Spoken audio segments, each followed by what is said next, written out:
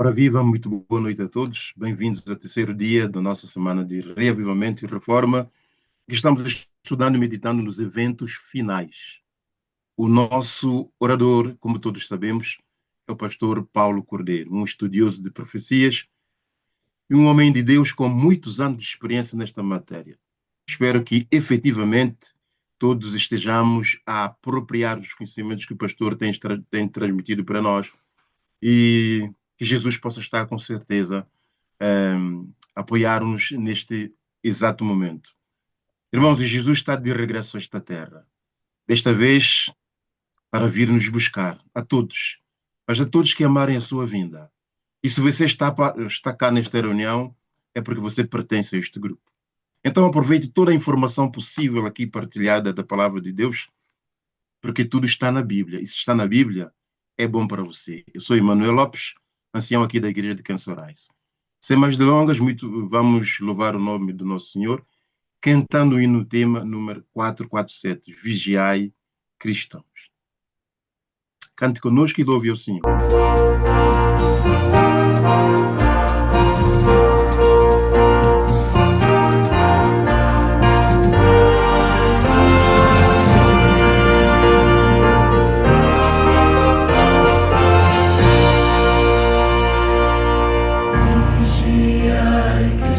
Sinceros, pois o fim está bem perto.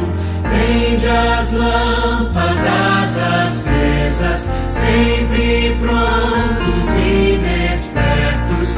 Eis que vem, sim, Cristo vem, vem reinar em grande glória.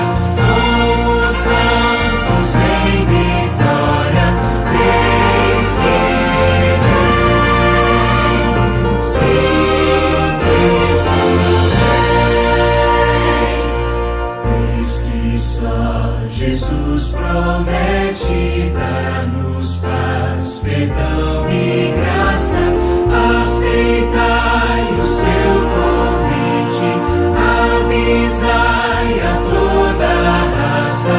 Eis que vem, sim, Cristo vem, vem reinar em grande glória.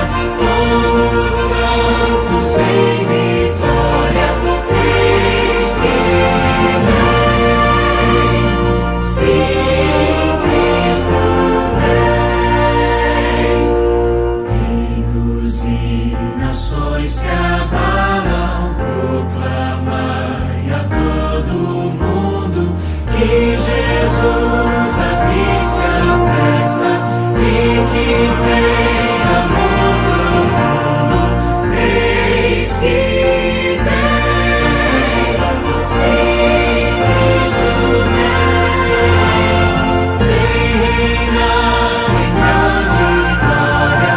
Como santos em vitória, eis que vem, sim, Cristo vem.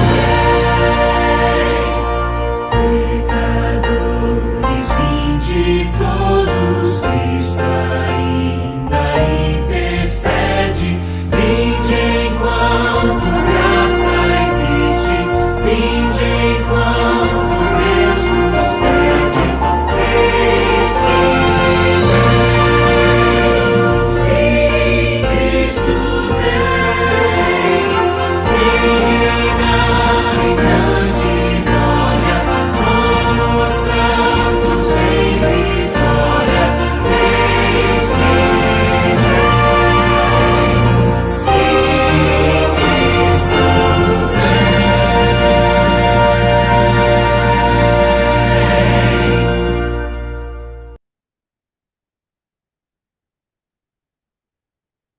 Os convido a todos a termos uma palavra de oração.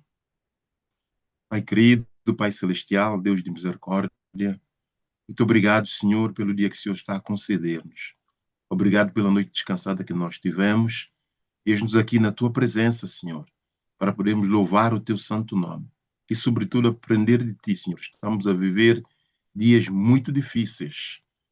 E o apóstolo Paulo tinha nos dito, já nos avisado das coisas que iriam acontecer. Tempos terríveis, difíceis, mas estamos aqui na tua presença para podermos viver nesse tempo.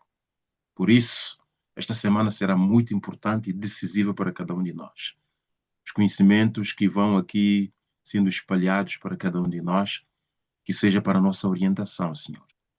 Gostaria que o Senhor pudesse abençoar aqui todos os presentes, principalmente o nosso orador, Senhor, que as palavras que ele vai aqui nos dizer seja para a honra e glória do teu santo nome e pela nossa transformação espiritual.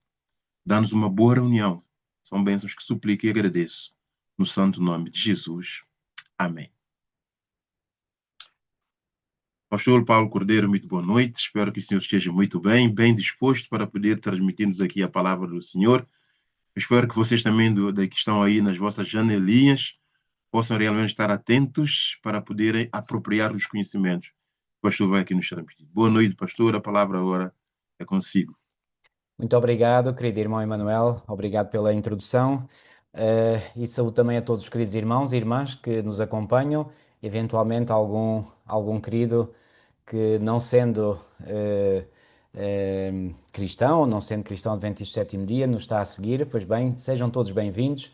É um privilégio, uma vez mais, poder estar convosco, poder transmitir a palavra do Senhor. Eu, cada vez que tenho uma oportunidade destas, eu sinto dois sentimentos. Em primeiro lugar, sinto uma grande alegria, porque sinto que é uma bênção e um privilégio poder transmitir, mas por outro lado, sinto sempre que sou indigno de o fazer, porque realmente estamos a transmitir algo tão poderoso e que é de um Deus tão omnisciente, tão omnipotente, que nos sentimos muito pequeninos. Mas também sabemos, e isso nos anima, que o Senhor deu exatamente a missão a nós de podermos comunicar a sua palavra. Aqueles que vão aprendendo da sua palavra, pois bem, têm o dever dado pelo próprio Senhor Jesus Cristo, de partilhar com outros. Então, apesar de sentirmos a nossa indignidade, porque somos sempre indignos, não é? Mas revestidos pela graça do Senhor, animados pelo seu poder, pela presença do Espírito Santo, nós nos sentimos animados e por isso aqui estou uma vez mais diante de vós. Queridos, deixem-me só fazer duas observações antes de entrarmos no tema de hoje. Em primeiro lugar, ontem, quando eu falei daquela experiência do santuário, lembram-se quando o pecador ia ao santuário no passado e levava um animal para poder expiar o seu pecado ou os seus pecados? Pois bem, isso era um tipo, e eu não enfatizei esse aspecto, isso era um tipo daquilo que cada um de nós hoje tem que fazer. Porque reparem, quando nós fazemos uma confissão, na realidade o que é que nós estamos a fazer? É evidente que hoje não estamos a fazer mais os sacrifícios como eram feitos no passado, mas eu também vos disse que esse animal representava o sacrifício supremo de Jesus Cristo, que é o Cordeiro de Deus que tira o pecado do mundo, como João Batista disse de Jesus quando o viu. Ok? Está em João no capítulo 1. Então, o que é que nós hoje devemos fazer? Quando nós, pela fé, nos dirigimos até ao Senhor e fazemos uma confissão, sabem na realidade o que é que está a acontecer? E mais uma vez não há aqui nada de místico, mas é um facto. Pois bem, aquilo que está a acontecer é que quando nós fazemos uma confissão, nós estamos a transferir o nosso pecado ou os nossos pecados para a vítima inocente. E a vítima inocente é Jesus Cristo. Por outro lado, a inocência de Jesus é transferida para nós. Então reparem, quando esta dupla transferência se efetua, onde é que agora passa a estar o pecado? O pecado passa a estar em Jesus Cristo. Mas como Jesus Cristo já morreu, não é? E morreu pelos nossos pecados, ele que era o inocente, certo? Então, ele agora, comunicando-nos a sua inocência, nós ficamos inocentes, ou inocentados, melhor dito. Está certo? Então, aquele cerimonial que havia lá no santuário era uma lição muito objetiva, muito prática da mensagem do Evangelho. É o Evangelho, digamos, numa experiência muito prática, muito concreta, que era visualizada, que era sentida, que era cheirada, enfim, todos os sentidos ali estavam envolvidos, não é? E, portanto, quando o pecador saía daquele santuário, repito, ele saía com a sensação plena de que ele, pois bem, estava ilibado de qualquer culpa. Porquê? Porque a sua culpa, o seu pecado, tinha sido transferido para o animal. E aquele animal tinha morrido em seu lugar. E também vos disse que certamente poderia tomar conta da sua mente, e esse era o objetivo também daquele cerimonial, o sentimento de que, pois bem, aquele animal morreu e era inocente. E certamente que o Espírito Santo, volto a repetir, colocava na mente do pecador: olha, se não queres voltar a viver essa experiência, então, olha, agarra-te a mim para não pecares novamente, para não teres que passar por essa experiência. Queridos, isto é uma lição para nós ainda hoje. E deixem-me dizer-vos que quando nós falamos em preparação para a crise final, deixem-me, digamos, canalizar algo para muito simples, que é o seguinte: nós, hoje, a única preparação que nós podemos e devemos ter é realmente termos a certeza absoluta e total que nós fizemos toda a transferência dos nossos pecados para a vítima inocente. Amigos, se nós fizermos isso, e por isso é que nós temos que ser sinceros e honestos nas nossas confissões. E tudo aquilo que o Espírito Santo mostrar à nossa mente e que nos relembrar de coisas erradas que nós fizemos, humildemente devemos ir ao Senhor e dizer: Senhor, eu lembro-me, estou-me a lembrar agora que no passado fiz isto assim, assim. Então devemos fazer uma confissão. Não é porque já tenha acontecido há muito tempo no passado que não devemos fazer uma confissão. Enquanto não fizermos a confissão, isto não está resolvido diante de Deus. Então devemos humildemente, Deus sabe todas as coisas, sabe tudo o que nós fizemos, portanto, o que é que temos a esconder? Nada. Então, mais vale nós sermos abertos e transparentes, dizer: Senhor, eu fiz isto de errado. Perdoa-me, Senhor, e ajuda-me para que eu não possa voltar a cair e a fazer esse pecado. Então, reparem, esta é que é a grande preparação espiritual que todos nós necessitamos. E se nós fizermos isto e nos habituarmos a fazer isto e habituarmos a buscar de Deus o poder para nos livrar da tentação, aliás, é uma das recomendações na oração modelo que Jesus nos ensinou: não nos deixe cair em tentação, não é? Portanto, podemos e devemos fazer essa oração. Amigos, isto é a melhor preparação, eu diria mesmo, a única preparação para a crise final. Porque se nós estamos verdadeiramente em Cristo, estamos revestidos da sua justiça, quem intentará contra nós? Se Deus é por nós, disse o apóstolo Paulo, quem será contra nós? Esta é que é a verdadeira preparação espiritual. Claro que é importante, e por isso é que estamos aqui a fazer um seminário sobre profecia, claro que é importante nós conhecermos as profecias. Se as profecias não fossem importantes, o Senhor não as teria comunicado, está certo? Então, as profecias são importantes, mas as profecias eu diria que são balizas temporais no tempo que nos ajudam a perceber em que tempo da história é que nós nos encontramos e a tomar plena consciência. E eu acredito que cada um de vós já tem essa consciência, e se não tem, oro para que o Espírito Santo vos possa dar a consciência de que nós estamos efetivamente, irmãos, eu vou-vos dizer muito honestamente, eu não tenho a menor das menores dúvidas que nós estamos a viver os últimos dias da história deste mundo. Se me perguntarem: então, mas sabe quando é que... Não, não sei, nenhum de nós sabe o dia, a hora. Jesus foi muito claro ao dizer isso. Mas eu digo-vos sinceramente, eu tenho a plena convicção, e ninguém me atira, de que nós estamos a viver os últimos dias da história deste mundo. E quando nós conhecemos a profecia bíblica, ou as profecias bíblicas, e nós, com as lentes, digamos assim, ou com os óculos da profecia, olhamos para a realidade do mundo à nossa volta, fica claro, fica claríssimo como água cristalina que este mundo está a viver os últimos momentos da sua história. Eu espero e que cada um de vós tenha essa convicção. Agora, não é o conhecimento das profecias em si que nos salva. Quem nos salva é Jesus Cristo. Quem nos salva é o seu sangue expiatório em nosso favor.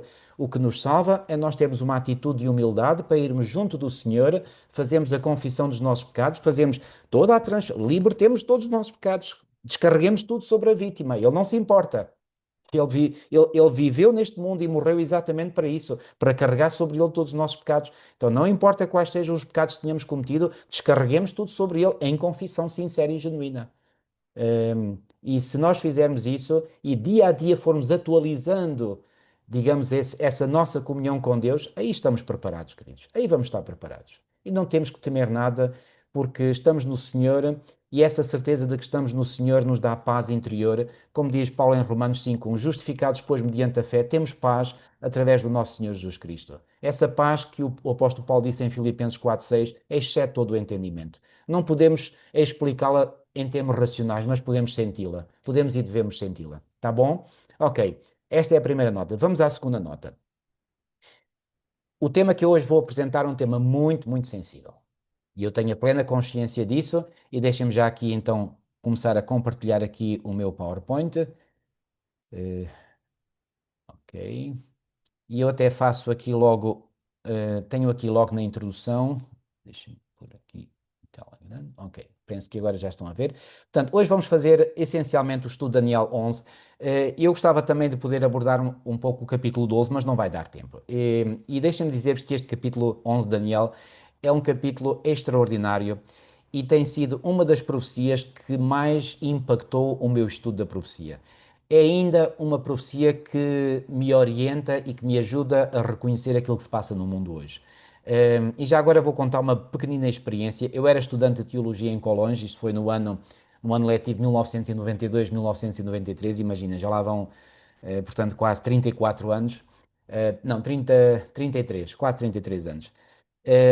E eu estava a ter, portanto, estava a ter lá no curso de Teologia a disciplina de Daniel, e então o nosso professor, que já faleceu, o professor Teófilo Ferreira, que era português, tinha sido missionário em Israel, ele dominava bem a língua hebraica e uma série de línguas, enfim.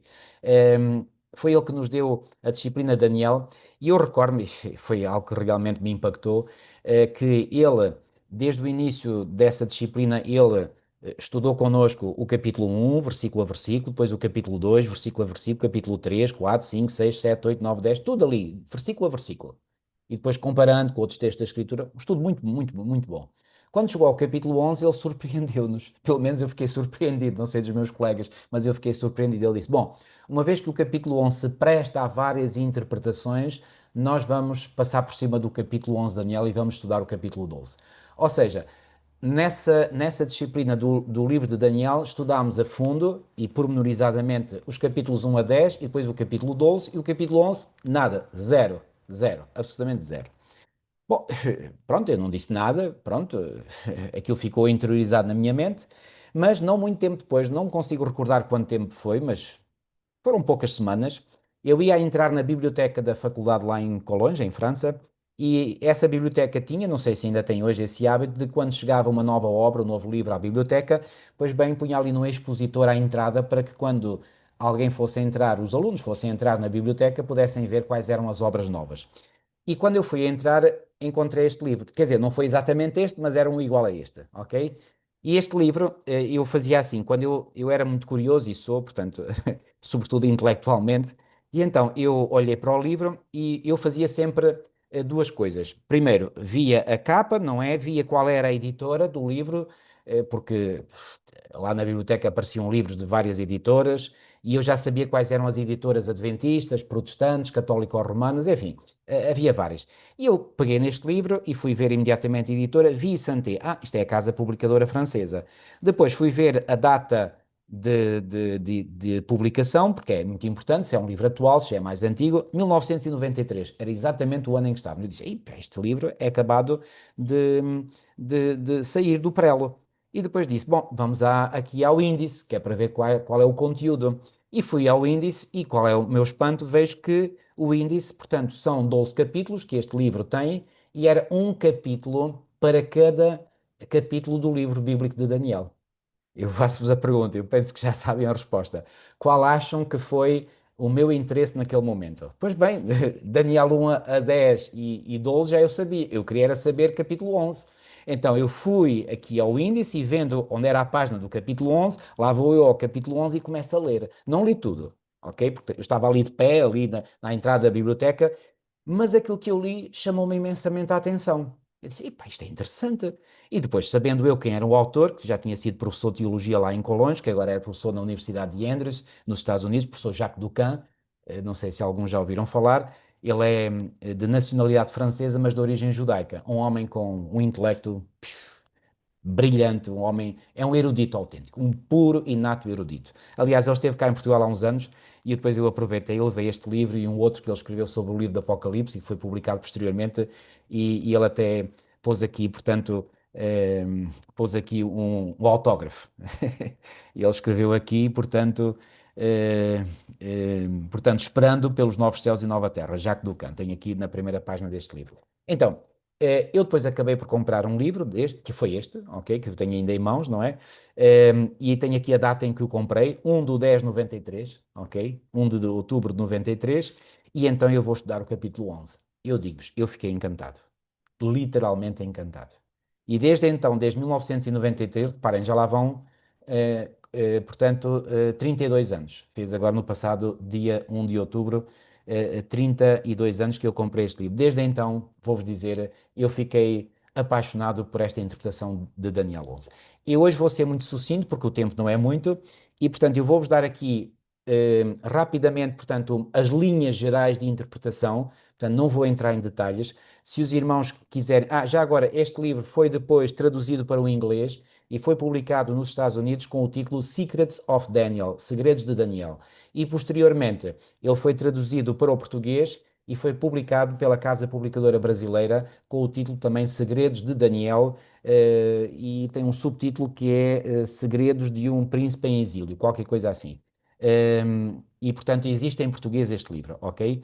O livro que o mesmo autor escreveu sobre o Apocalipse é que não existe ainda em português. Então, eu vou-vos apresentar, portanto, assim, por alto, as linhas gerais de interpretação deste capítulo 11, que vou-vos dizer, eu já estudei outras interpretações e, muito honestamente, eu vou-vos dar a minha opinião.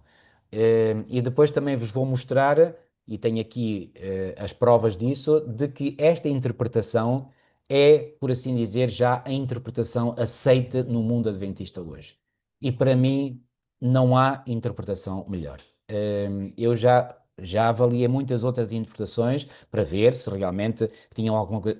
Não, nenhuma se equipara com estas. No meu entender, e se alguém aqui discorda da minha opinião, pois bem, sinta-se completamente livre de discordar, mas vou-vos dizer, ao fim de 32 anos e depois de muito estudo e testar muitas coisas, eu continuo um acérrimo defensor desta interpretação, ok? Não é que eu tenha algum carinho especial pelo o Senhor, não, tenho carinho na medida em que acho que ele foi um homem inspirado por Deus para nos ajudar a compreender Daniel 11. É tudo. Muito bem, vamos então a isto. Antes de mais, deixem-me aqui partilhar este texto de 1 Coríntios 3, 1 e 2, talvez os irmãos conheçam bem, que diz assim: Eu, porém, irmãos, não vos pude falar como a espirituais e sim como a carnais, como a crianças em Cristo. Leite vos dei a beber, não vos dei alimento sólido, porque ainda não podíeis suportá-lo, nem ainda agora podeis, porque ainda sois carnais. Eu parto do princípio que não estou a falar para crianças espirituais. Eu parto do princípio que vós já sois adultos e, portanto, já estáis capacitados para receber alimento sólido.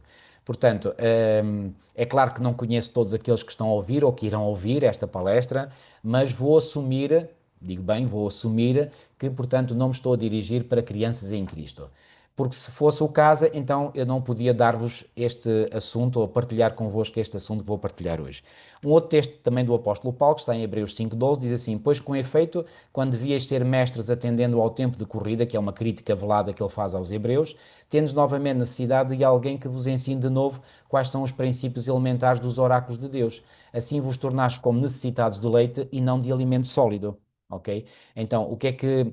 Reparem, lá aos Coríntios, Paulo ainda faz uma concessão, porque os Coríntios eram de origem pagã. Aqui aos Hebreus, ele não lhes perdoa, entre aspas. Portanto, ele aqui, digamos, faz uma repreensão sólida a eles, dizendo: vocês já deveriam estar a ser alimentados com alimento sólido, ainda estáis necessitados de leite. E ele prossegue: ora, todo aquele que se alimenta de leite é inexperiente na palavra da justiça porque é criança. Criança no sentido espiritual, obviamente. Mas o alimento sólido é para os adultos, ou seja, para as pessoas espiritualmente maduras, para aqueles que pela prática têm as suas faculdades exercitadas para discernir não somente o bem, mas também o mal. Amigos, não é tanto o estudo em si de Daniel 11 que requer concentração, e é realmente algo que, enfim, requer realmente que nós estejamos bem concentrados. Mas as implicações que resultam desta interpretação, aí digo-vos, é preciso termos realmente, permito uma expressão, estômago para suportar isso. Mas é uma forma é uma janela para nós compreendermos o mundo e, portanto, se está na palavra de Deus é porque é importante e vamos ter que aceitar, está bem? Ok? Vamos então a isso. Ora, vamos começar por uma coisa que eu acho que o professor Jacques Ducan fez e muito bem. Ele olhou, digamos, para a estrutura literária de Daniel 11, ou seja, ele olhou assim para, como eu disse ontem, para um zoom alargado, não é? Para ver, digamos, todo o capítulo 11, digamos, no seu conjunto. E no seu conjunto nós vemos que há uma pequena introdução logo no versículo 1, deste capítulo 11 de Daniel. Depois, eh, há ali referência, uma referência muito clara em linguagem, até não é simbólica, até é uma linguagem literal, de um conflito entre persas e gregos. Porquê? Porque foi naquela época da história da transição do Império Medo-Persa para o Império Grego. Lembram-se de Daniel 2, lembram-se de Daniel 7, nós vimos ontem, ok?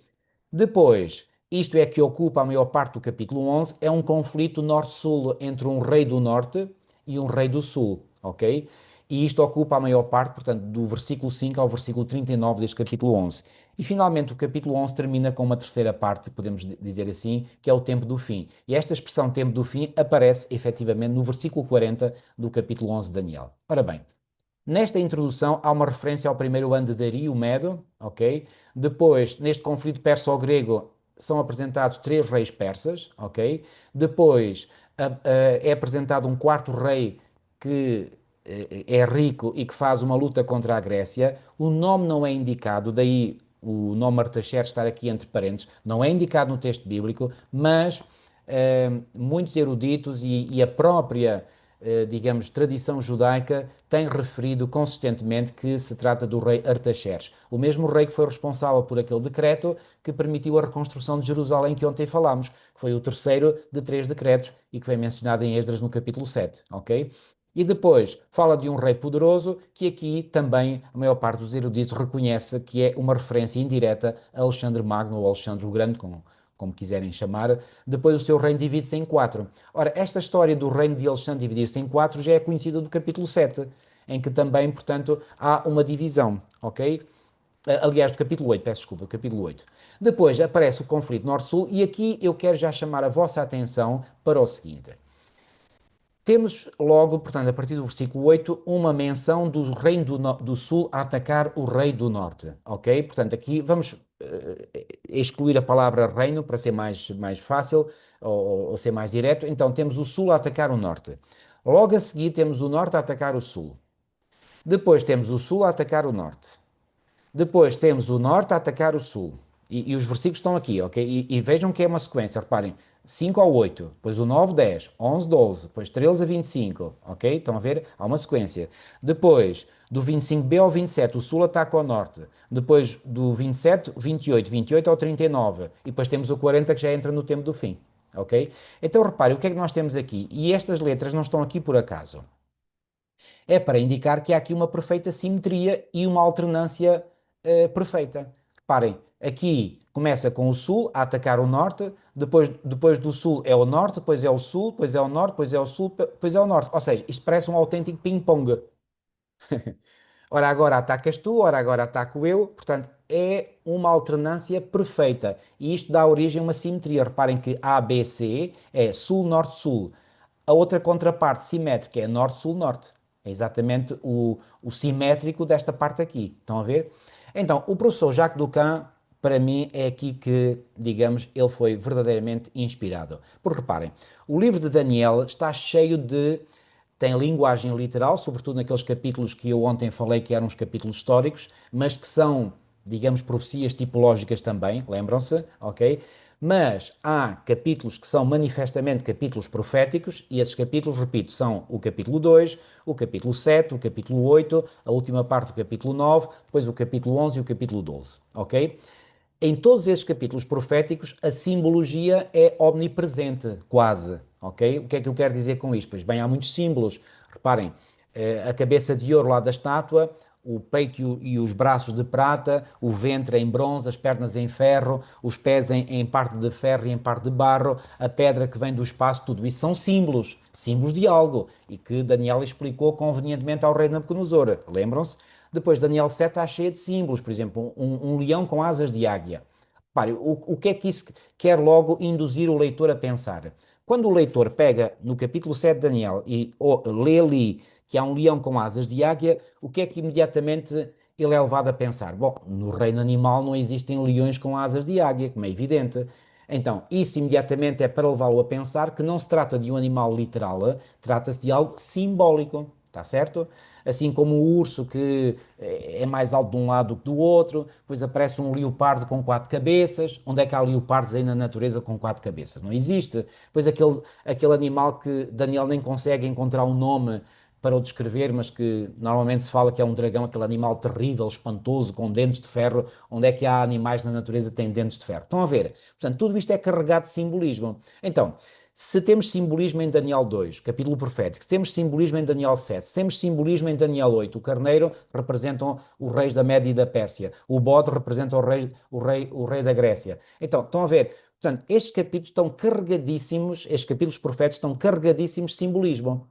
Embora às vezes haja ali pequenas partes que compreendemos claramente que são literais, como é a primeira parte, por exemplo, do capítulo 11, mas tudo o resto está carregadíssimo de simbolismo.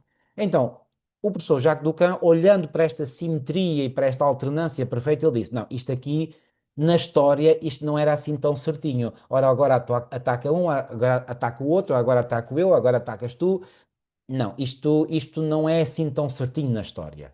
Então, imediatamente, isto deve levar-nos a pensar que isto não é literal, isto é algo simbólico, ou seja, algo figurado. E aqui está o busilis da interpretação do professor Jacques Ducan. E para mim isto é absolutamente crucial, porque o que é que tem acontecido? Na maior parte das interpretações de Daniel 11, pois bem, tenta-se interpretar tudo isto de forma absolutamente literal. E aí a confusão é enorme. Então ele diz: não, não, isto não é literal, isto é simbólico. Ora, se é simbólico, temos que encontrar o significado dos símbolos. E onde é que temos que encontrar o significado dos símbolos? Pois bem, na própria Bíblia, porque a Bíblia interpreta-se ela própria. Assim tem que ser. Aliás, este é o grande princípio protestante de interpretar a Bíblia pela Bíblia, ok? O sola scriptura, o grande grito de guerra, digamos, dos protestantes do século XVI, sola scriptura e tota scriptura, ok? Portanto, é a escritura que se interpreta ela própria. Então, o significado dos símbolos tem que ser encontrado, repito, na própria escritura. Está claro este ponto, sim ou não? Espero que sim. Então, pois no tempo do fim, o que é que nós temos? Ainda uma descrição. Temos o sul a atacar o norte, outra vez a alternância.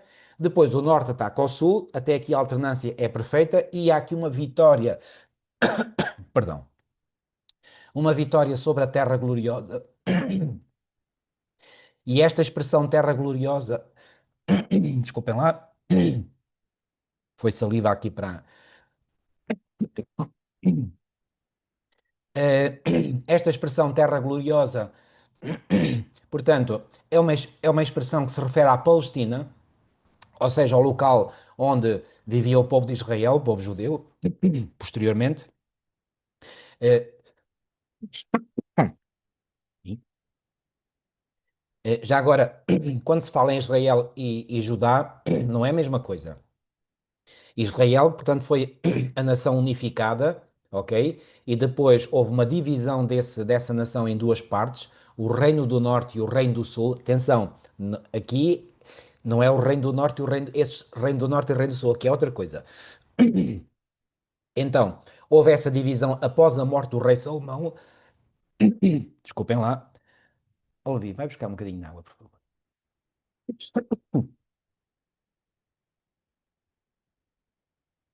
Então, Judá é uma parte do antigo Israel. Estão a perceber?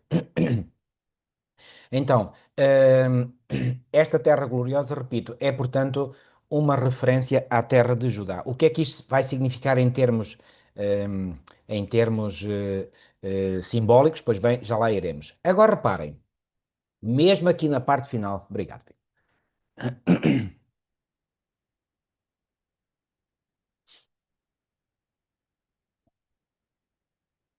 Mesmo aqui na parte final do capítulo 11, parem aqui nesta repetição.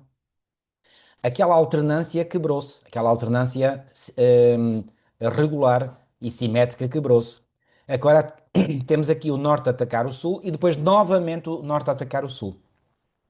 Ora, o que é que isto já indica? Que à medida que nos aproximamos do final do capítulo, e o final do capítulo corresponde ao final da história, porque estamos no tempo do fim, o que é que vai acontecer? Parece que o norte aqui começa a ganhar uma supremacia em relação ao sul. Não se esqueçam desta ideia, tá bom? E depois, finalmente, o sul alia-se ao norte. O sul alia-se ao norte. O que é que isto quer dizer? Pois bem, isto vem reforçar a ideia que eu acabei de referir. O norte aqui vai novamente fazer um ataque contra o sul.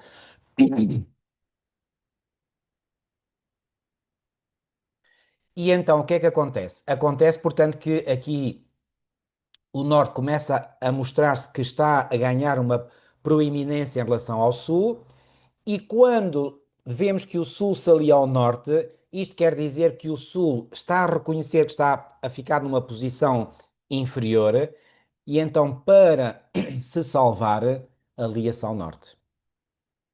Isto há um provérbio em português que diz: se não consegues vencer o teu inimigo, alia-te a ele. Ora, é exatamente este o princípio. Então, o Sul aqui vê-se quase derrotado, e então pensa assim: bom, antes que desapareçamos do mapa, deixa-nos cá fazer aliança com o Norte.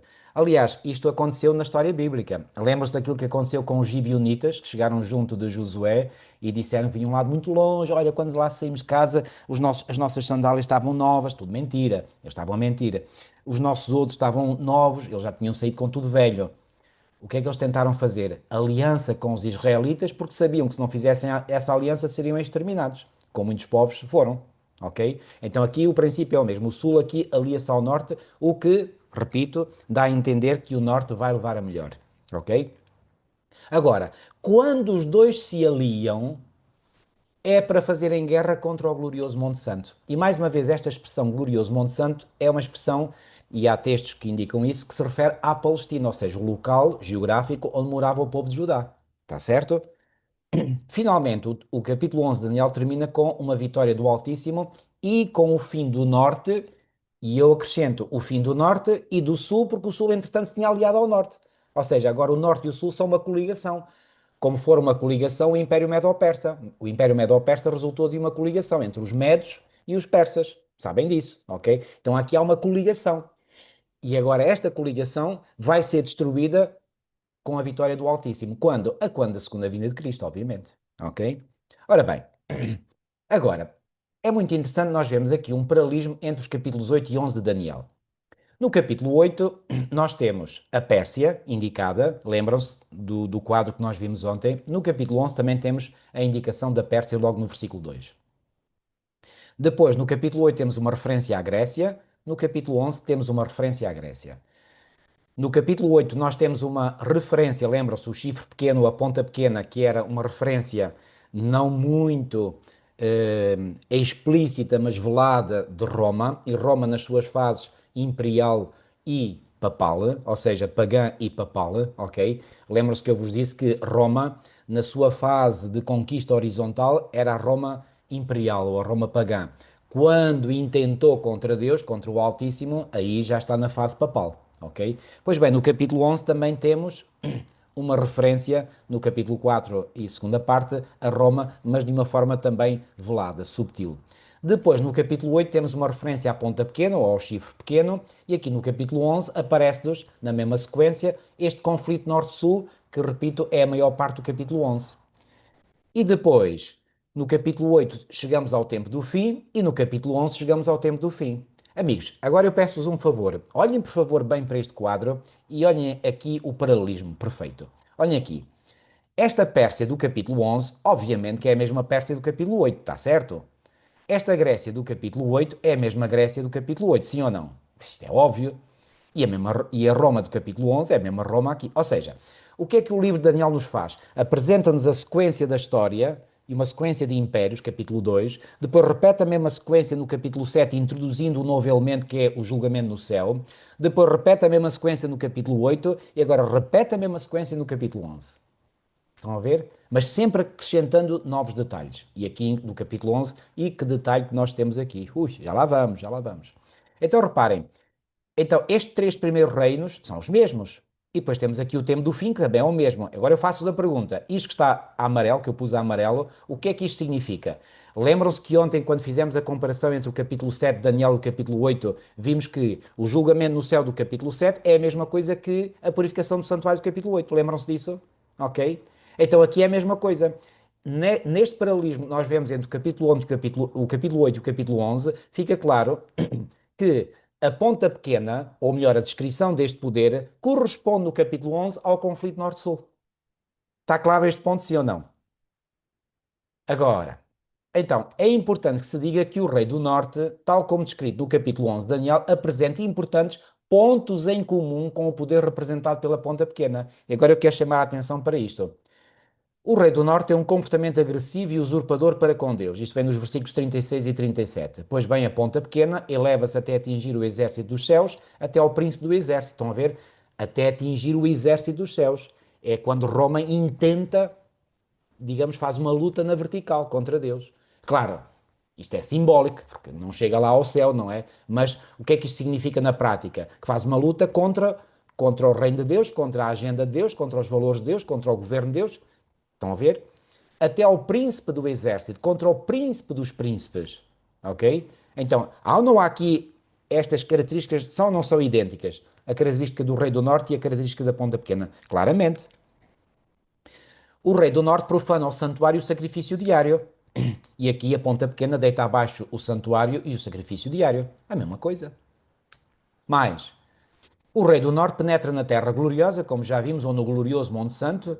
Uma expressão vem no versículo 16 e 41, a outra vem no versículo 45, a expressão simbólica designando a Palestina, como já vos disse, e tem aqui este texto de Ezequiel 26, Ezequiel 20:15, Zacarias 7:14, que fala exatamente sobre isso. E será contra a Santa Aliança.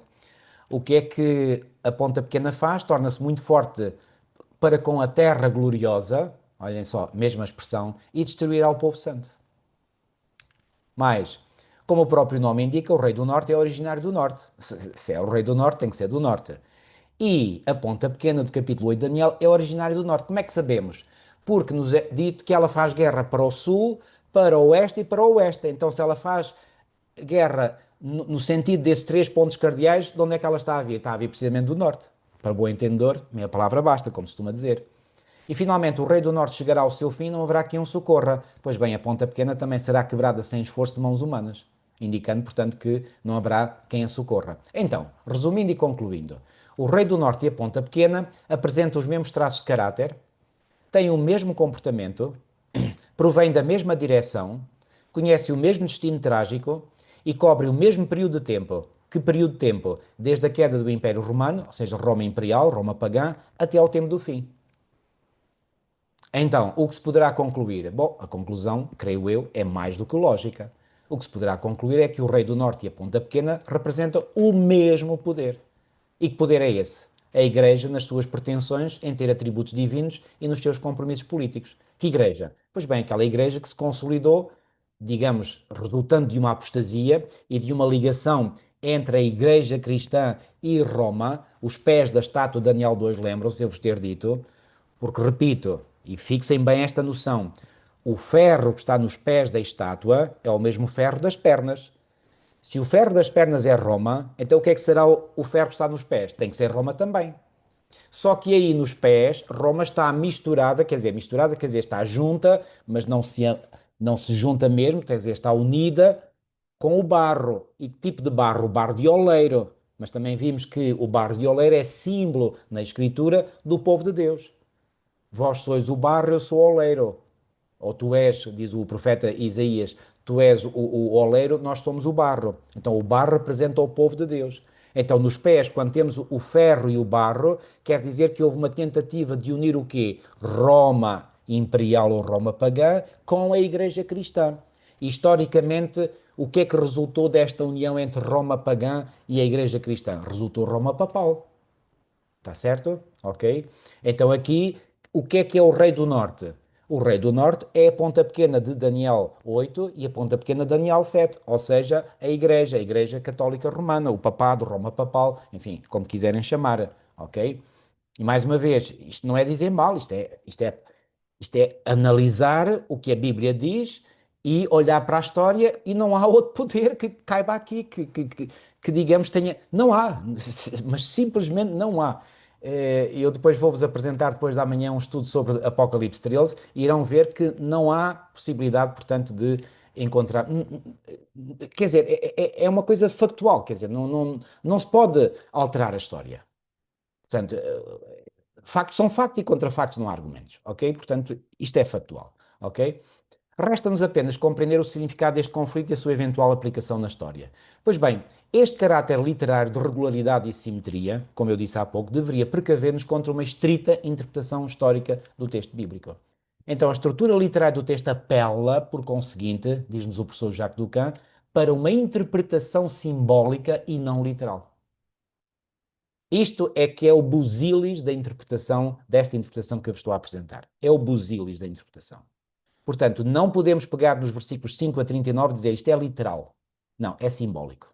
Se é simbólico, então temos que perceber o que é que significam os símbolos. Vamos lá então agora ver.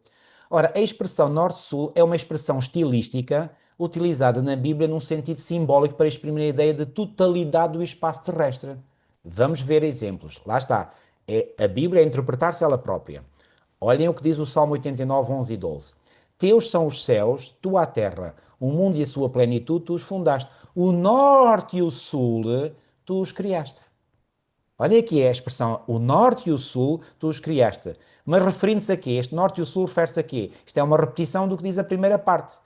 E a primeira parte do versículo fala no mundo e a sua plenitude, ou seja, é o mundo global, é o mundo inteiro. E esse mundo inteiro é descrito pela expressão norte-sul. Então, o que é a expressão norte-sul imediatamente nos deve fazer pensar? Norte-sul significa que é algo global, é um conflito mundial. Está claro? Mas há mais. Este texto de Ezequiel 21:4 diz assim: a minha espada sairá da bainha contra todo o vivente, desde o sul até ao norte. O que é que significa aqui desde o sul até ao norte? Significa contra todo o vivente. Ora, todo o vivente significa todos os habitantes da Terra, então engloba o planeta inteiro. Estão a ver? Portanto, é uma ideia de globalidade. Além disso, na tradição bíblica, a referência ao norte, assim como a referência ao sul, está carregada de um sentido espiritual preciso. Por exemplo, os profetas viam o mal e as ameaças de perigo surgirem do norte. Olhem para este texto, Isaías 14:31. Uiva, ó porta, grita, ó cidade, tu, ó Filístia, toda treme, porque do norte vem fumaça, e ninguém há que se afaste das fileiras. Do norte vem fumaça. Sabem, no tempo dos profetas Isaías, Jeremias e Ezequiel, que foram mais ou menos contemporâneos, digo bem, mais ou menos porque há ali algumas variações de alguns anos, mas foram mais ou menos contemporâneos, ou seja, viveram na mesma época. Pois bem, o grande perigo que ameaçou a nação de Judá, porque a nação de Israel, o reino do norte, portanto, já tinha caído sob o Império Assírio, tinha a sua capital em Nínive, falámos isto ontem, ok? Então, a grande ameaça sobre o reino do sul, sobre o reino de Judá, era Babilónia. E por onde é que os babilónios entravam, digamos, para atacar a Judá? Entravam pelo norte. Se vocês forem ao mapa e localizarem, portanto, onde está hoje a nação atual de Israel, portanto, está no mesmo território geográfico onde estava o antigo Israel, não é? Portanto, é ali junto à costa, à parte oriental, mais oriental do mar Mediterrâneo, onde ver que de Israel para Babilónia, e Babilónia, portanto, ficava onde fica hoje o país do Iraque, mais ou menos é na direção sudeste.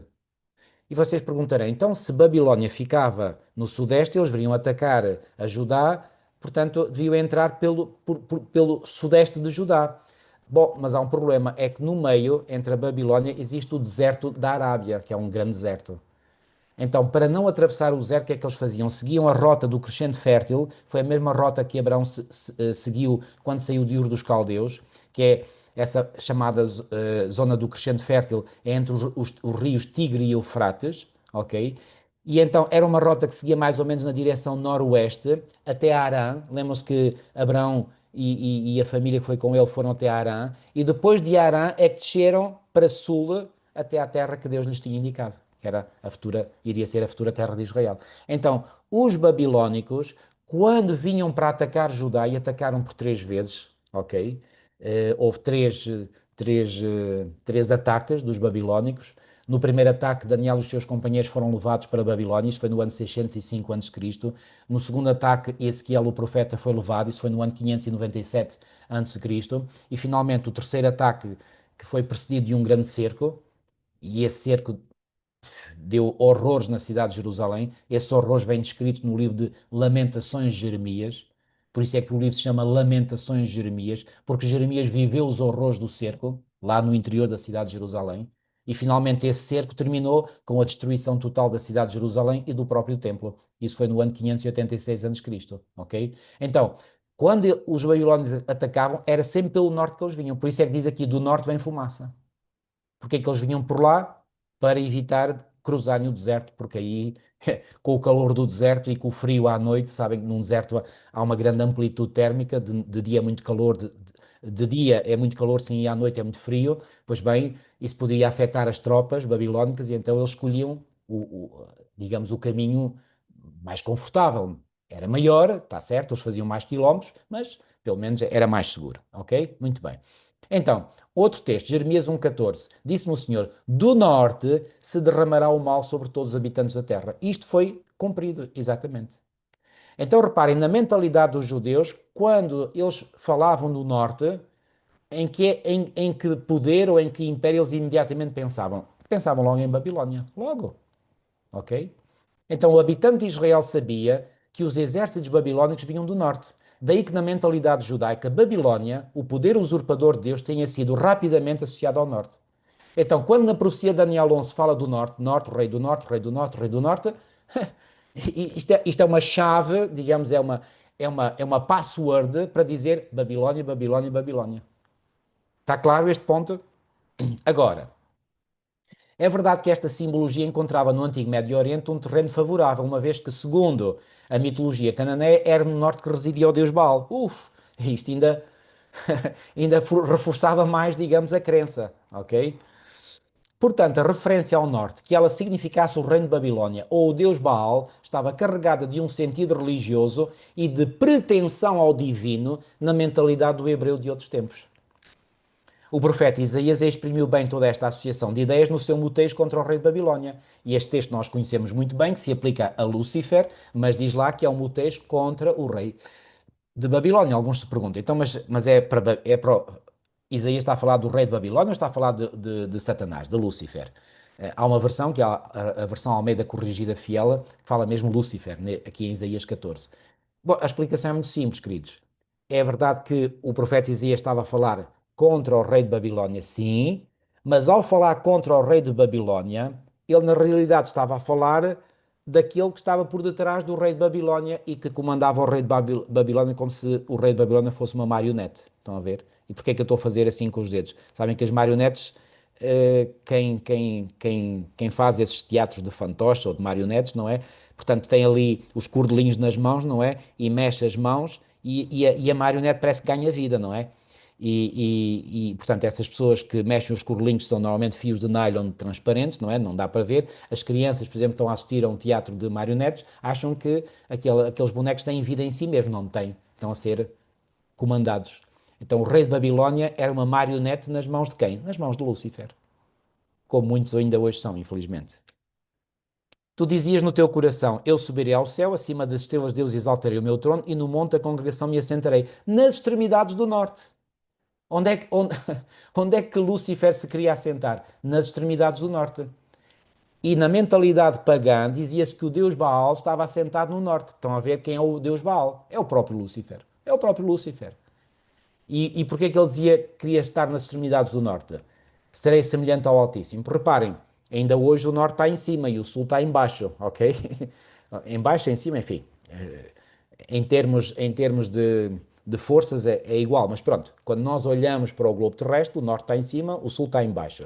Então, estar nas extremidades do norte significa estar no topo elevado do norte, ou seja, o que é que Lúcifer pretendeu? Pretendeu estar no lugar mais exaltado de poder, que é o lugar do próprio Deus. Por isso é que ele diz: serei semelhante ao Altíssimo. Foi o desejo dele, ele teve esse desejo que nunca concretizou, e ainda bem. Então, por outro lado, o Sul, agora vamos ver o que é que o Sul simboliza na simbologia bíblica. Por outro lado, o Sul simboliza na tradição bíblica o poder humano sem Deus. Ok? A referência ao Sul é associada ao país do Egito. Isto aparece lá em Daniel 11:43. E o Egito faz lembrar as asserções orgulhosas de negação de Deus feitas por Faraó. Quem é o Senhor para que lhe ouça eu a voz e deixe ir a Israel? Está em Êxodo 5:2. Sabem, Ellen White comentando este versículo, ou esta reação do faraó, ela diz: isto é ateísmo. O que é que significa ateísmo? É a negação de Deus. Ok? Então, por conseguinte, os profetas interpretam toda a tentativa de aliança com o Egito como uma expressão da confiança na força humana e, por isso mesmo, como uma negação de Deus. Ok? Ai dos que descem ao Egito e em busca de socorro e se distribuem em cavalos, que confiam em carros porque são muitos e em cavaleiros porque são muito fortes, mas não atentam para o Santo de Israel, nem buscam ao Senhor. Pois os egípcios são quê? São homens e não deuses. Os seus cavalos carne e não espírito. Está em Isaías 31 e 3. Então, vamos lá ver se as nossas ideias ficam claras. Assim como o Rei do Norte representa uma ideologia ou um espírito que quer estar no lugar de Deus, isto é claramente o espírito luciferiano, querer estar no lugar de Deus. Reparem que o espírito do Rei do Norte não nega a existência de Deus. Não nega, mas pretende uma coisa que é terrível e que, repito, é a luciferiana. Quer estar no lugar de Deus. Ao passo que o espírito do Rei do Sul não acredita em Deus, nega a existência de Deus. Estão a ver? Vocês dizem, então, e qual destas ideologias é a melhor? Bom, eu respondo, venha ao diabo e escolha. Porque são duas ideologias que são ambas, repito, ambas de origem diabólica. Ok? Agora, concluindo, assim como o Norte encerra a ideia de um movimento religioso que pretende arrogar-se o direito de ser igual a Deus, assim o Sul encerra a ideia de um movimento humano que nega Deus e que se apoia nele próprio. Amigos, estão a ver o que é que resultou desta interpretação? Nós reconhecermos que aquela parte central do capítulo 11 de Daniel é simbólica, tem um sentido figurado e não literal, e buscarmos os símbolos na Bíblia, chegamos a esta conclusão. O norte não representa um reino material, representa antes uma ideologia, uma mentalidade que quer estar no lugar de Deus. Portanto, simboliza o orgulho luciferiano, a vontade de estar no lugar de Deus. O espírito ou a mentalidade do Rei do Sul nega completamente Deus. Já estão a perceber onde é que isto nos leva? Vamos avançar um bocadinho mais. Conclusões finais. No tempo do fim, poderes que se antagonizaram durante séculos se unirão. Essa união será liderada pelo Rei do Norte. Porque, como eu vos disse há pouco, fica subentendido que o Rei do Norte, no fim, leva a melhor. Porque antes era sempre o Sul ataca o Norte, o Norte ataca o Sul, o Sul ataca o Norte. No fim é o Norte ataca o Sul e depois outra vez o Norte ataca o Sul. Então o Rei do Norte vai levar a melhor. Ou seja, qual é destas duas mentalidades que referimos aquela que vai ser, aquela que se vai sobrepor? Vai ser precisamente a mentalidade de Babilónia, a mentalidade de querer estar no lugar de Deus. Então esta união será liderada pelo Rei do Norte, o poder que se opõe se levanta contra tudo o que se chama Deus ou é objeto de culto, a ponto de assentar-se no santuário de Deus, ostentando-se como se fosse o próprio Deus. Está em 2 Tessalonicenses 2,4. Dessa união de poderes outrora antagónicos resultará uma coligação que intentará fazer guerra com grande furor, diz-nos em Daniel 11:44, contra quem? Contra o povo de Deus. Por outras palavras, acho que já estamos em condições de chegar aqui a uma grande conclusão. Então, o que é que este conflito Norte-Sul representa? Não é tanto um conflito de poderes, embora haja poderes com este espírito, mas é antes um conflito ideológico, onde duas mentalidades se opõem uma à outra.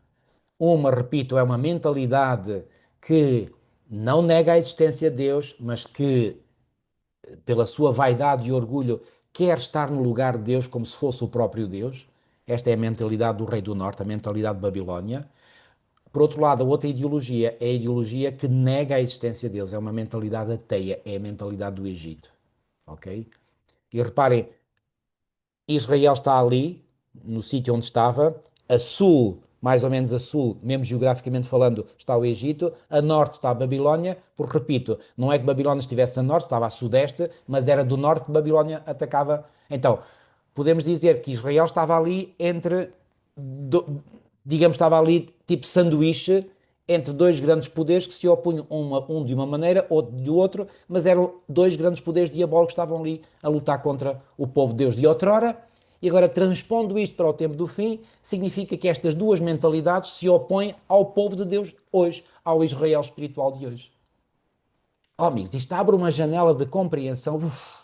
Quando eu percebi isto, isto, isto abriu para mim uma janela de compreensão tremenda. Porquê? Porque no nosso mundo, hoje ainda, e hoje a coisa está a assanhar-se e bem, vemos cada vez mais este grande conflito ideológico entre esquerda e direita.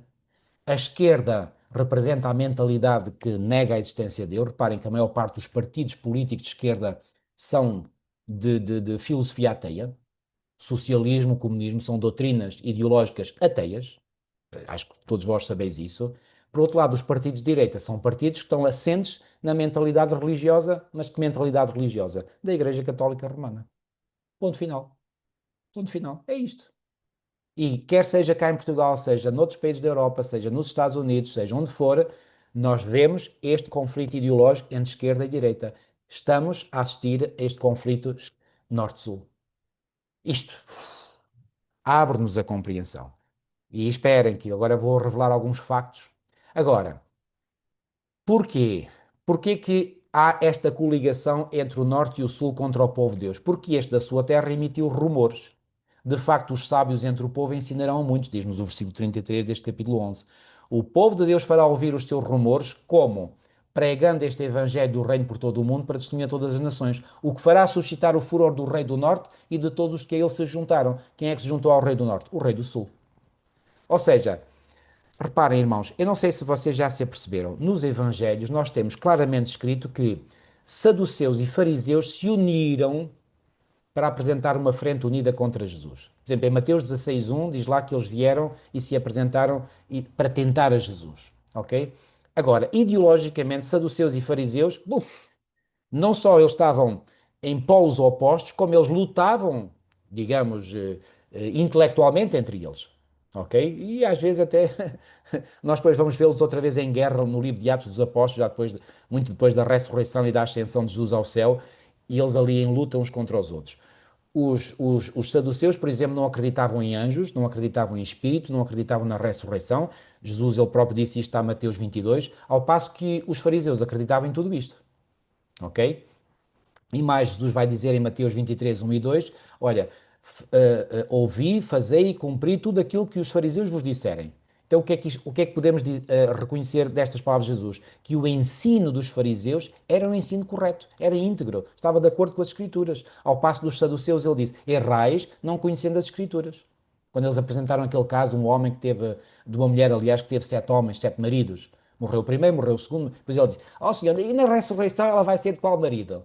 Aquilo era claramente uma armadilha que estavam a colocar a Jesus, como que para dizer, dar a entender, não venhas com essa história da ressurreição, porque não há ressurreição. Então, se houvesse ressurreição, o que é que vai acontecer com essa mulher? E Jesus não teve papas na língua. Desculpa esta expressão. Jesus disse, errais não conhecendo as Escrituras. Pumba, disse logo, fez logo o diagnóstico deles. Ao passo dos fariseus, Jesus não disse isso. Disse, fazei tudo o que eles vos ensinam, mas não os imitais porque dizem e não fazem. Qual era o problema dos fariseus? Eram hipócritas. E no capítulo 23 de Mateus nós temos lá, várias vezes Jesus diz hipócritas, hipócritas, hipócritas. Vai chamar raça de víboras, sepulcros caiados. Palavras duras. Hipócritas. Porquê? Porque eles tinham o ensino correto, mas depois não punham o ensino em prática. Eles dizem, sigam tudo o que eles dizem, mas não os imiteis. Ok? Então, o que é que nós temos aqui entre saduceus e fariseus? Temos, portanto, aqui um conflito ideológico, mas quando chegou o momento de se colocarem contra Deus, contra Jesus, eles uniram-se. Não porque estivessem em sintonia intelectual, porque não estavam, mas porque se uniram estrategicamente para apresentar uma frente unida contra Jesus. Amigos, no tempo do fim vai acontecer exatamente o mesmo. Estes dois grandes poderes ideológicos não se vão unir porque já chegaram a um acordo. Não. Vão encontrar um ponto comum estratégico para apresentar uma frente unida, escutem bem, uma frente unida contra Jesus na pessoa do seu povo remanescente. E porquê é que eu digo contra Jesus e não digo apenas contra o povo? Porque tudo aquilo que é feito contra o povo de Deus é como se fosse feito contra o próprio Jesus. Em Mateus 25, Jesus foi muito claro. Aquilo que fizeste a um destes meus pequeninos, a mim o fizestes. E aquilo que deixaste de fazer a um destes meus pequeninos, a mim o deixaste de fazer. Então a identificação de Jesus com o seu povo é grande ou não é? Perfeita. Então tudo aquilo que intentam contra o povo de Deus é como se atentassem contra o próprio Cristo. Claro, quando Cristo esteve nesta terra, sofreu na pele essa luta e esse ódio de poderes que entre eles estavam em divergência intelectual, mas uniram-se no momento certo para lutarem contra o Senhor. No fim do tempo vai acontecer a mesma coisa. Estão a ver que isto nos ajuda a perceber esta profecia, o que é que nos espera? E amigos, eu sei que isto pode meter, pode criar receio em alguns de vós, mas eu prefiro ter os olhos abertos e saber aquilo que me espera do que fechar os olhos e dizer, eu não quero saber dessas coisas, não falem disso, aí tempo do fim, não quero saber disso para nada. Eu já vi pessoas terem esta atitude. Bom, não com esta expressão que eu estou aqui a fazer, estou a exagerar, não é? Mas no fundo é como se fosse, ou seja, não querem saber nada. Amigos, eu vou-vos dizer uma coisa: por muito dura que seja a realidade que a profecia nos apresenta, eu prefiro estar de olhos abertos e saber o que é que me espera, porque quando isso acontecer, eu vou fazer aquilo que Jesus disse que vai acontecer quando nós virmos que aquilo que ele predisse está a acontecer. Vamos acreditar no grande eu sou. E aí a minha fé, em vez de ir por água abaixo, vai o quê? Vai fortalecer-se ainda mais. Esse é o objetivo da profecia. Portanto, repito, nós não somos salvos pela profecia, pelo conhecimento da profecia em si, mas a profecia é um grande instrumento que Deus nos disponibilizou, foi o próprio Deus que nos disponibilizou através dos seus santos profetas, porque Deus não fará nada sem primeiro revelar o seu segredo aos seus servos profetas, Amós 3:7. Deus nos colocou nas mãos este grande instrumento, para quê? Para reforçar a fé do seu povo. Para que quando nós vivamos estes acontecimentos, repito, em vez da nossa fé ir por água abaixo, ela fortalece ainda mais.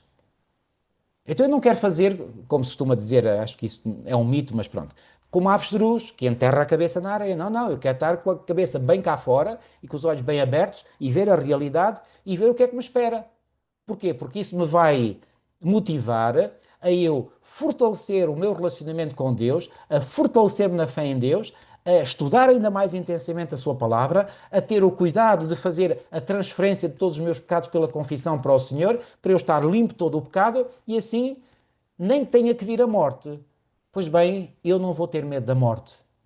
Porque o próprio Senhor Jesus disse: não temais aqueles que podem matar o corpo, mas não podem fazer perecer a alma. Temei antes aquele que pode fazer perecer no inferno tanto a alma como o corpo. Quem é que pode fazer perecer no inferno tanto a alma como o corpo? O próprio Deus. Então eu temo a Deus e, portanto, mesmo que matem este corpo exterior, a minha fé não vão poder matar, se ela estiver bem arraigada no Senhor. O que é que aconteceu aos santos apóstolos que andaram com Jesus 3 anos e meio enquanto ele esteve nesta terra? Quase todos eles foram mortos. Quase todos eles. O apóstolo Paulo também. Todos eles. Pergunto, morreram na fé em Cristo, sim ou não? Oh, se morreram. Portanto, estão a ver? Isto é para fortalecer a nossa fé. Estou a terminar esta apresentação. Desculpem, hoje é também mais um bocadinho, está bem? Armará as suas tendas, diz o versículo 45, palacianas entre os mares, isto é, o mar Mediterrâneo e o mar Morto, os dois limites extremos do país de Israel, no glorioso Monte Santo. E já agora, esta expressão aqui, no glorioso, aparece na versão inglesa King James Version e aparece numa versão portuguesa que é a Almeida Recebida. E eu creio que esta é a melhor tradução. Eh, eu não vou dizer o que é que isto significa, porque senão então vocês, aí é que vocês ficavam mesmo muito atrapalhados. Eu vou deixar cair isto por terra. Se quiserem um dia que eu falo sobre isto, eu vou falar, mas agora vou passar. O povo de Deus sentir-se-á cercado de todos os lados sem qualquer possibilidade de fuga. A salvação só poderá vir de cima. Mas a derrota total e definitiva virá sobre o Rei do Norte, mas chegará ao seu fim e não haverá quem o socorra. Amém. Glória a Deus por isso. Agora, queridos, onde estamos nós no cumprimento perfeito de Daniel 11? Curiosamente, há esta citação de Ellen White em Eventos Finais, que é a única referência que Ellen White faz ao capítulo 11 de Daniel. Olha o que ela disse. O tempo de angústia que há de aumentar até ao fim está muito próximo. Não temos tempo a perder. Já agora, este tempo de angústia, onde é que vem referido? Em Daniel 12:1. E Daniel 12:1 segue-se a quê? Segue-se a Daniel 11. Está claro? Acaba o capítulo 11 de Daniel e vem logo o versículo a seguir, que é Daniel 12:1. Naquele tempo de angústia, mas naquele tempo de angústia é o quê? Miguel se levantará. E Miguel se levantará como? Em defesa do seu povo. Uau! Que pensamento! Então, o tempo de angústia, diz ela, que há de aumentar até ao fim, está muito próximo. Não temos tempo a perder. O mundo está agitado com o espírito de guerra. As profecias do capítulo 11 de Daniel quase atingiram o seu cumprimento final. A única referência que ela disse, que ela fez a Daniel 11. E deixou-nos para nós interpretarmos esta profecia. Agora, se quiserem mais informação, eu recomendo este livro, Daniel 11 Decoded, An Exegetical, Historical and Theological Study. Daniel 11 Descodificado, um estudo exegético, histórico e teológico. O mesmo autor, Jacques Ducan. Este livro foi o livro onde eu aprendi esta interpretação de Daniel 11. Agora, este livro aqui foi publicado, já agora tenho aqui, pela Andrews University Press, E reparem, a Universidade de Andrews é o suprassumo da educação adventista teológica, ok? E reparem, isto foi, olhem ali, copyright 2019, 2019, Andrews University Press, ok? Então, este livro, que tem, agora não me recordo, mas creio que são 364 páginas só sobre Daniel 11. Tem mais páginas do que este livro, que fala sobre o livro inteiro de Daniel. E sabem porque é que eu creio que o professor Jacques Ducan sentiu a necessidade de escrever um livro? Porque esta interpretação dele foi muito criticada, foi contestada teologicamente, etc. E ele neste livro, eu já li pá, aí um terço deste livro, ainda não li todo, ele vai mais a fundo ainda, e eu vou-vos dizer, é com argumentos absolutamente arrasadores, não dá hipótese nenhuma. Portanto, para mim, vou-vos dizer, não há outra interpretação. E agora deixem-me mostrar-vos este outro livro, este está em português, Daniel, Interpretação, História e Teologia. Eu adquiri o ano passado, em abril, estava agora a fazer um ano, foi no dia 28 de abril, olha, nunca mais me esqueço, foi no dia do apagão cá em Portugal e Espanha. Houve um grande apagão que demorou 11 horas ou 12 horas, foi nesse mesmo livro. Eu até pensei assim, olha senhor, no dia do grande apagão, tu fizeste-me chegar às mãos um livro com grande luz. Aleluia, glória a Deus por isso. Então, neste livro, que olhem aqui, conseguem ver aqui, foi publicado pela Faculdade Adventista do Paraná. Os irmãos do Brasil devem conhecer melhor isto do que eu não conheço, nunca lá estive. Quer dizer, eu já estive no Brasil 2 vezes, mas não no Paraná. E olhem ali a data da publicação, 2025, impresso no Brasil, primeira edição, segunda impressão, 2025. E eu comprei em abril de 2025. Ou seja, ele tinha sido acabado de publicar, para aí um mês ou 2 meses antes. Ele chegou cá a Portugal, nossa publicadora foi onde eu comprei. E agora reparem, na página 280, num artigo escrito pelo professor e teólogo Dr. Alberto Time, que eu aprecio muito, é um homem íntegro na doutrina, no ensino, ele diz o seguinte: olhem aqui, eu só vou ler aquilo que pus aqui, esta chamada de atenção. A interpretação adventista interpretação adventista tradicional, que vê o rei do sul do Egito como representante do quê? Do ateísmo. E mais à frente ele diz assim, falando aqui de um indivíduo que escreveu, ele diz, endossando a interpretação adventista tradicional do rei do norte como o papado e do rei do sul como o ateísmo. Pergunto-vos, irmãos, foi isto que eu acabei de vos apresentar, sim ou não? Foi exatamente isto. E este homem está aqui, por isso é que eu quis fazer aqui um print da página 280, vão lá ver, ele diz que isto é a interpretação adventista tradicional. No dia 19 de março de 2020, foi 6 dias depois de ter começado a pandemia cá em Portugal e o lockdown, o confinamento, no trimensário, que era um trimensário escrito pelo teólogo brasileiro também Elias Brasil de Souza, que é o atual diretor do Biblical Research Institute, Instituto de Pesquisas Bíblicas da Conferência Geral. No dia 19 de março de 2020, o trimensário que nós estudámos, que era sobre o livro de Daniel, falando de Daniel 11, diz que o rei do norte é o papado e o rei do sul é o ateísmo. Então, esta é a interpretação, digamos, oficial da Igreja. Então, aquilo que eu vos apresentei aqui não é uma interpretação minha apenas. Claro, eu subscrevo esta interpretação e subscrevo, como eu disse, há mais de 30 anos. Ok? Porque, digo-vos, intelectualmente não há alternativa a esta interpretação. Para mim não há. Quer dizer, claro que há outras interpretações, mas as outras não têm pernas para andar. Esta aqui realmente é espetacular. Agora, estou mesmo na reta final, dei-me só mais uns minutinhos. Este livro aqui é um livro que... Eu tenho este livro aqui, olha. Estão a ver? É a mesma capa. Chama-se Os Jesuítas e tem como subtítulo A Companhia de Jesus e a Traição à Igreja Católica. Foi escrito por este senhor chamado Malachi Martin. Este homem já chamou muita atenção para os teólogos, muitos teólogos adventistas, portanto, a sua atenção foi chamada por um livro que ele publicou em 1990, eu recordo-me muito bem, foi no ano em que eu fui para Colões para iniciar os meus estudos de teologia, e nesse livro, não é este, atenção, é um outro que ele escreveu, que escreveu depois deste. Este livro foi publicado em Nova Iorque em 1987, edição inglesa. Esta edição portuguesa foi publicada no Brasil em eu não sei se tenho aqui, não tenho.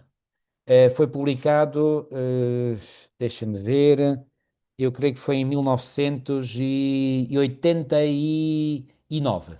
Ok, então a edição original em inglês foi publicada em Nova Iorque em 1987 e em 1989 foi publicada no Rio de Janeiro. Esta edição, a edição portuguesa, ok? Então, este senhor chamou muita atenção porque em 1990 ele publicou um livro chamado The Keys of This Blood, As Chaves deste Sangue. E aí ele fazia uma previsão. Ele dizia, dos três grandes poderes que há no mundo, ele dizia os Estados Unidos da América, a União Soviética, que na altura ainda se chamava União Soviética, e o papado, destes três grandes poderes, o que vai sair vitorioso é o papado. É claro que isto chamou muita atenção de muitos estudiosos adventistas. Mas em 1987, como eu disse, ele publicou este livro. E sabem porquê que ele dá como subtítulo aqui um título estranho? Repare, ele foi jesuíta. Eu já fiz uma investigação sobre ele, não sei, mas creio que foi nos anos 80, início dos anos 80, ele foi a Roma e pediu ao Papa, na altura, que era o Papa João Paulo II, para sair da ordem dos jesuítas. E o Papa concedeu e ele saiu. E foi depois dessa sua saída que ele publicou estes livros. Então, este subtítulo parece um bocado estranho, a Companhia de Jesus e a traição à Igreja Católica. Porque é que ele, um ex-jesuíta, vai dizer que os jesuítas estão a trair a Igreja Católica? O que é que basicamente, eu não li este livro na totalidade, mas o que li já deu para perceber. Ele aqui analisa que os jesuítas enveredaram por um caminho em que defendem a ideologia comunista. Eu já vos vou mostrar mais provas. E que estão a usar essa ideologia para atingir os seus objetivos. E ele considera que isso é uma traição à Igreja Católica, porque como é que uma igreja que se diz cristã pode adotar uma ideologia que é ateia na sua essência? Eu acho que este senhor tinha um mínimo bom senso. Estão a ver? Agora, eu já vou vir aqui a comentar este livro. Tenho aqui, isto também é um print, portanto, que eu fiz. Olha aqui, não sei se conseguem ler aqui, América, da Jesuit Review. Traduzido é América, a revista ou magazine jesuíta. Isto é nada menos do que o website oficial dos jesuítas nos Estados Unidos da América. Portanto, isto não é, amigos, aquilo que eu vos vou apresentar não é teoria da conspiração, são factos. Vão ao website dos jesuítas e encontram lá. E está lá um artigo com este título, The Catholic Case for Communism. Ou seja, traduzido para português, uma defesa católica do comunismo. E eu faço a mesma pergunta que este homem, um ex-jesuíta, fez. Então, mas a Igreja Católica, o que é que está a fazer? Ela que se diz que é uma igreja cristã, está a defender uma ideologia que é ateia na sua essência? Se não acreditam na tradução que eu fiz, pois bem, olha aqui, no dia 10 de agosto de 2019 saiu este artigo numa publicação que é católico-romana, reparem o título, Templário de Maria, dá para perceber claramente pelo título que isto é católico-romano. Olhem o que eles escreveram, isto está em português. Jesuítas nos Estados Unidos da América publicam um artigo em defesa do comunismo. Estão a ver bem, não estão? Mais. Este senhor, reparem, estão a ver ali a mesma data, portanto, é esta figura que agora eu vou mostrar. Este senhor aqui, reparem, quando olhamos para esta fotografia, eu digo, é um senhor, ui, um bonito sorriso, um senhor simpático, parece um senhor afável. O senhor realmente tem uma boa imagem, pelo menos, ok? Sabem quem é este senhor? Olha aqui, outro meio de comunicação social católica que eu encontrei, com o título Informação Católica. A notícia que você precisa num único lugar. Olhem aqui. Estados Unidos da América, jesuítas publicam um artigo em defesa do comunismo com uma fotografia do site que está lá no website dos jesuítas americanos, no website oficial. E agora reparem, olha aqui, a revista América, órgão dos jesuítas nos Estados Unidos e que tem como redator-chefe o célebre apóstolo dos LGBTs, padre James Martin, aquele senhor muito simpático e sorridente que eu vos mostrei ali. O que é dito aqui? Reparem, isto é informação católica, que são eles próprios a dizer. Ok? Eles dizem que este senhor, o padre James Martin, é o apóstolo dos LGBTs. O que é que isto quer dizer? Quem é que está por detrás da ideologia de género? Quem é que está a empurrar esta ideologia de género em cima dos governos em todo o mundo, em cima das instituições de ensino, nas escolas, nos meios de comunicação social?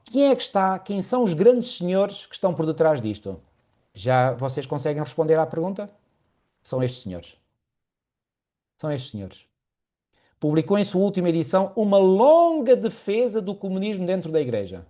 Irmãos, eu volto a perguntar-vos, por favor, reflitam. Como é que uma igreja que se diz cristã pode defender, fazer uma longa defesa de uma ideologia que é ateia na sua essência? Isto para mim não tem explicação. Isto é um mistério.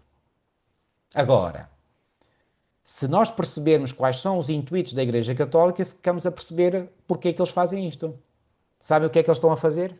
Estão a pegar exatamente nestas duas ideologias de que Daniel 11 nos fala e estão a usá-las ambas em seu benefício. Porque no fundo aquilo que eles querem é controlar o mundo inteiro. E para controlar o mundo inteiro, eles têm que estar de controle das duas grandes ideologias que têm formatado a mentalidade dos povos ao longo dos séculos e particularmente agora também no tempo do fim. Quem dominar as duas ideologias domina o mundo. Ou seja, são dois braços do mesmo poder. O braço esquerdo e o braço direito. A defesa católica do comunismo, diz aqui, da Catholic Case for Communism, é o título do artigo no qual Dean Detloff, que é o autor, faz uma fervorosa defesa do comunismo como uma ideologia não só compatível com a doutrina católica, mas idealmente adaptada aos seus fins. Irmãos, vocês estão a ver bem o que é que está cá escrito? Não é invenção minha, não me acusem que eu estou a inventar coisas, está cá. Façam uma busca no motor de pesquisa e vejam se não encontram isto. É isto, amigos. Resumindo e concluindo, qual é a situação em que nós estamos hoje?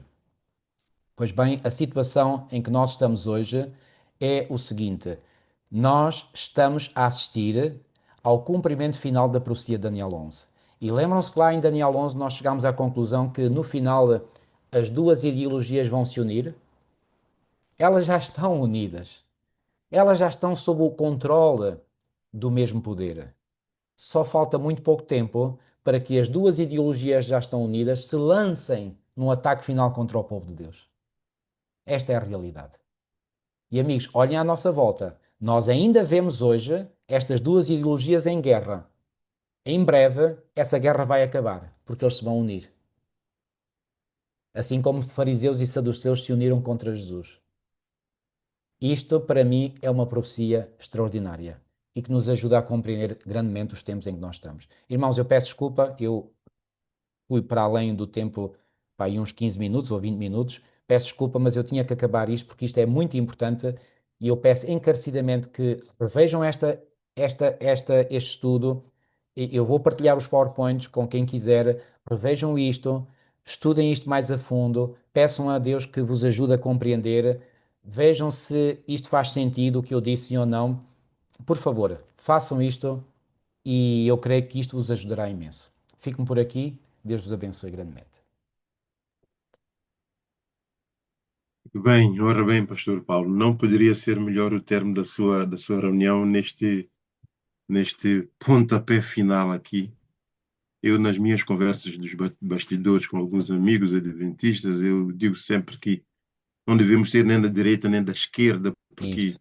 são todos farinha do mesmo saco. São. Devemos ser de Jesus, porque Ora é bem. contra ele que vão ajuntar forças para poder lutar. Exatamente. Por isso, vamos abrir os olhos e deixemos desta mentalidade das coisas deste mundo, porque vão ficar cá neste mundo. Hum. Devemos pôr a nossa cabeça naquilo que é celeste, porque é Amém. para lá que nós iremos um dia viver Ora bem. com Jesus. Bem, Amém. para terminarmos aqui o nosso culto, o nosso estudo desta noite, vamos ouvir aqui um louvor. Pensei que estava bem. Samuel, Susana e Gabi.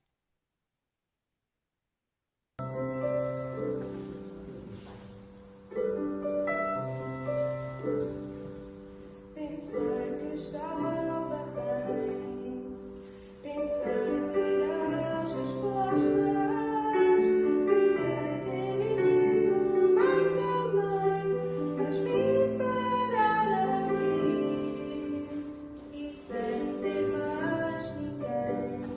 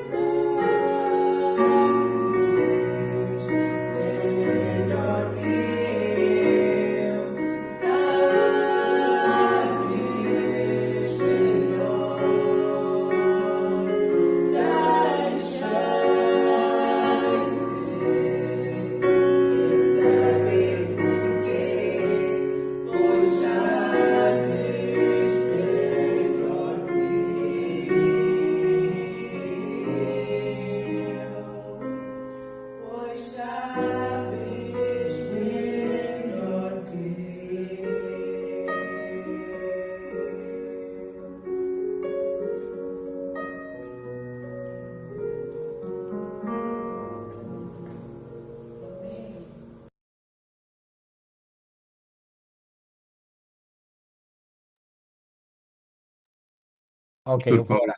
Sim. exatamente.